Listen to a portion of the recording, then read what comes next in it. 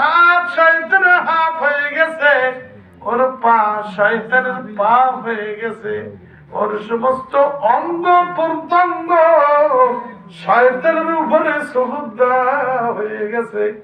এর কারণে ওর কোরআন শুনতে ভালো লাগে না, ওয়াজ শুনতে ভালো লাগে না, নামাজ পড়তে ভালো লাগে না, জিকির করতে ভালো লাগে না, আলেম ওলামা দেখতে ভালো লাগে না, কোরআনের মজলিসে যাইতে ভালো লাগে না।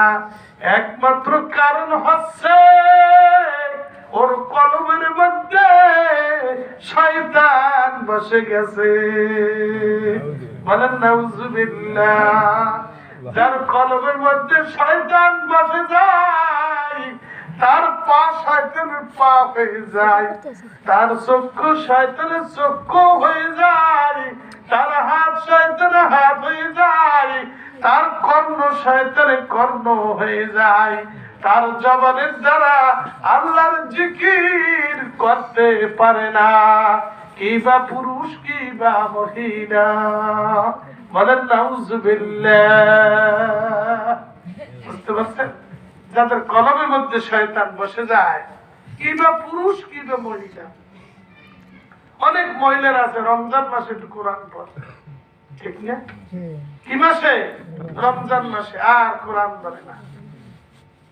অনেক বউরা আছে দেখা যায় নামাজ পড়ে না, ফজর শেষ হয়ে যায়, নামাজের খবর নাই। কারণ এর কলমের মধ্যে শয়তান বসে গেছে।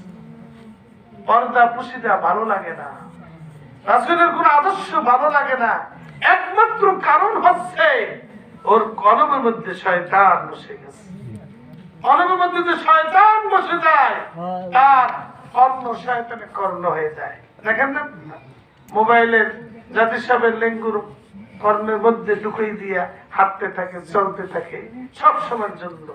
কারণ ওর কর্ণ শয়তানের কর্ণ হয়ে গেছে, ওর চক্ষু শয়তানের চক্ষু হয়ে গেছে, ওর জবান শয়তানের জবান হয়ে গেছে, ওর পা ওর হাত সমস্ত অঙ্গ প্রত্যঙ্গ শয়তানের উপর সুবুদ্ধা হয়ে গেছে। বলেন নাউজুবিল্লাহ। যতই নামাজের কথা বলবেন, যতই কোরআনের কথা বলবেন, জিকিরের কথা বলবেন, ওর কিছুই ভালো লাগবে না, বিতৃষ্ণা বিতৃষ্ণা। কারণ ওই শয়তান কলমে বসে গেছে। যে শয়তান এক না দুই না চারটা আসমানে চারটা উপাধি পেয়েছিলেন। কয়টা আসমানে? চারটা আসমানে। প্রথম আসমান